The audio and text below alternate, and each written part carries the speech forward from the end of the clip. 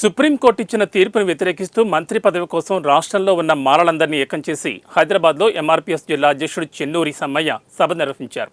చెన్నూరు శాసనసభ్యుడు వివేక్ తన పదవికి రాజీనామా చేయాలని ఆయన డిమాండ్ చేశారు. కేవలం రాజకీయ లబ్ధి కోసమే వివేక్ మాదిగలకు మాలలకు మధ్య చిచ్చు పెడుతున్నారన్నారు. హైదరాబాద్లో నిర్వహించిన మాల సభలో మాలలకు ఏం అన్యాయం జరిగిందో చెప్పకుండా మందకృష్ణ మాదిగను విమర్శించడం సరికాదన్నారు.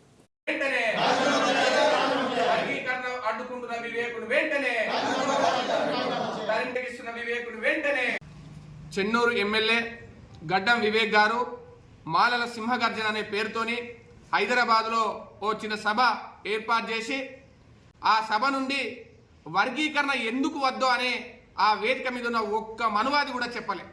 కేవలం మందకృష్ణ మాదిగ గారిని 30 సంవత్సరాల ఎంఆర్పీఎస్ ఉద్యమాన్ని మాదిగల్ని విమర్శిస్తూ మందకృష్ణ మాదిగ గారిని ఒక్కొక్క నాయకుడు లేనిపోని మాటలు మాట్లాడుతూ కించపరుస్తూ అనేక విధాలుగా మాట్లాడడం జరిగింది.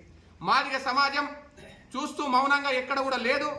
వివేక్ గారికి ఈ చెన్నూరు గడ్డ నుండి స్పష్టంగా హెచ్చరిస్తున్నాం. నువ్వు నిజంగా మాలవైతే నువ్వు స్పష్టంగా ఒక విషయం చెప్పాలి.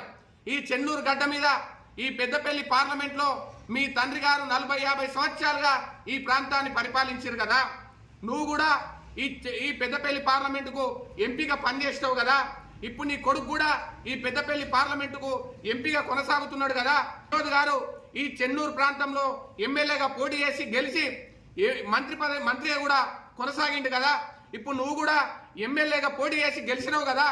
ఎంఆర్పీఎస్ ఎస్సీల ఏబిసిడి వర్గీకరణ కోసం 30 సంవత్సరాల సుదీర్ఘ పోరాటంలో సుప్రీంకోర్టు ఎస్సీ వర్గీకరణకు అనుకూలంగా తీర్పునిచ్చింది. ఆ తీర్పును మన